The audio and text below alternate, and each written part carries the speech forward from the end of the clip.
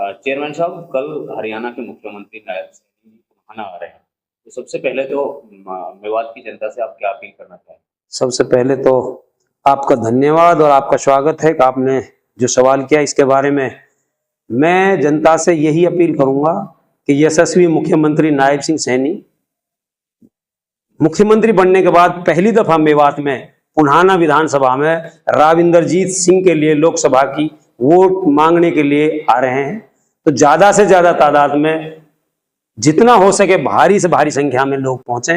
और मैं ये भी कहना चाहता हूं कि मेवात में इस बार लोकसभा चुनाव को लेकर उत्साह भी है। चेयरमैन साहब, अगर बात करें तो जो है 400 पार का भाजपा वाले नारा जो है 400 पार, कांग्रेस वाले कह रहे हैं कि ये तो 400 पार वार नहीं है, वैसे ये तो 20 से ही पार है, क्या कहेंगे? देखो, अभी मैंने आज लिस्ट देखी थी कांग्रेस की 8 लोगों की, 8 कैंडिडेट जो उन्होंने उतारे हैं।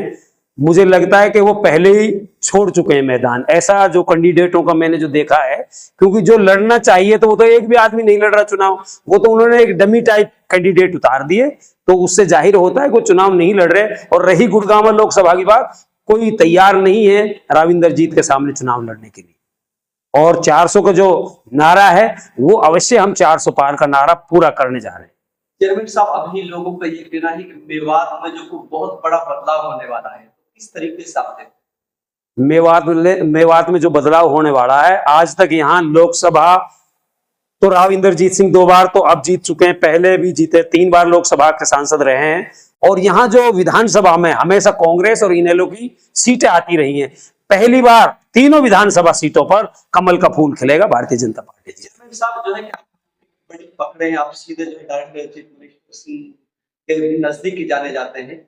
और मेवात में बहुत पुरानी मांगे हैं 4 लाइन को लेकर, जिसको पुणे रोड का नाम दिया हुआ है, वो आज तक नहीं बन पाया। एक मरोड़ा कट का मामला ऐसा है, और यूनिवर्सिटी, ये 3-4 चीजें ऐसी हैं जो मेवात को अब तक मिलनी चाहिए थी, लेकिन वो मिली नहीं है। देखो जी, मैं आपसे एक ही वादा करता हूं, मैं एक विश्वास भी दिलाना चाहता हूं। जो आपकी बातें हैं मरोड़ा कट की, तो मुझे अभी मेरे संज्ञान में नहीं प्रोसेस में क्या है, लेकिन 4 लेन की जो बात है वो अवश्य बहुत जल्दी उसका टेंडर होने जा रहा है। और वो सिर्फ जो बाईपास दिए हैं मालब और जो ये एक भादस बाईपास जो दिया है, इनकी वजह से डिले हुआ है।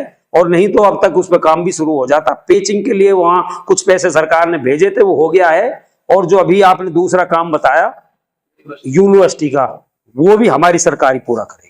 तो ये सर, जो हॉस्पिटल है, नरहर मेडिकल कॉलेज की बात करें या आलाप या मांडीखेड़ा हॉस्पिटल की बात करें, ऐसा सुविधाएं नहीं है। लोगों को अल्ट्रासाउंड और ये एक्सरे वगैरह की मशीनें नहीं किए जाते हैं। लोग परेशान हैं, और दवाइयां भी अधिकतर ये बाहर से डॉक्टर लिख देते हैं। ये सही एक सुविधा तो है, लेकिन डॉक्टर्स नहीं है कई चीजों के यहाँ। और कई बार मशीनरी खराब हो जाती है, तो क्योंकि जो उनके मिस्त्री हैं, जो मैकेनिक हैं, वो बाहर से आते हैं, तो उसमें टाइम लगता है। हाँ, कुछ कमियां हैं, उनको भी बहुत ही जल्दी ये संज्ञान में आ गई है सरकार की में। और कल मुख्यमंत्री जैसे ही पुन्हाना आएंगे तो उनके संज्ञान में हम और भी आगे भी उनके सामने ये बातें रखेंगे। अच्छा, भाजपा पार्टी ने चुनावी संकल्प पत्र तैयार किया। पार्टियां आती है, घोषणा पत्र तैयार करती है, क्या कहना है?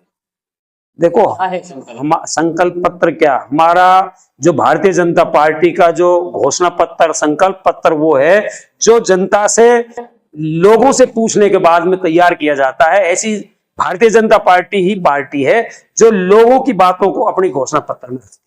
ये सब क्या वजह है कि जो भाजपा का परिवार दिन प्रतिदिन मेवात में बढ़ता जा रहा है, क्या कहोगे?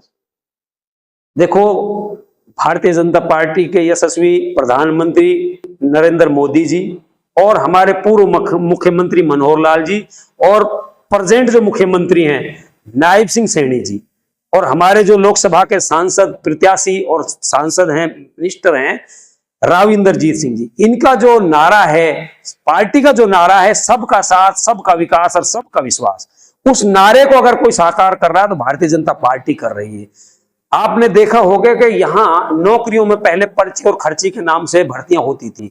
जो मेरा रिश्तेदार, बड़े आदमी का रिश्तेदार, राजनीतिक का रिश्तेदार, वो लगते थे।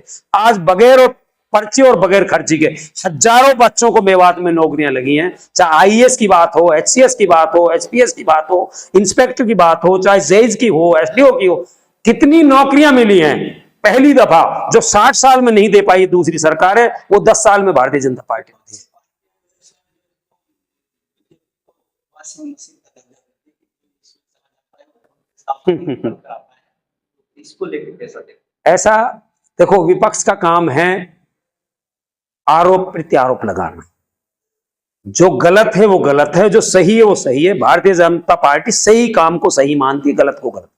उनके कहने से कुछ नहीं होता, वो जो खुद करते हैं वो दूसरे पर लागू करना चाहते हैं। आखिर कांग्रेस का अभी तक उम्मीदवार नहीं आया है लोकसभा के लिए, तो मैं तो ये कहता हूं उम्मीदवार की जरूरत भी क्या है इनको।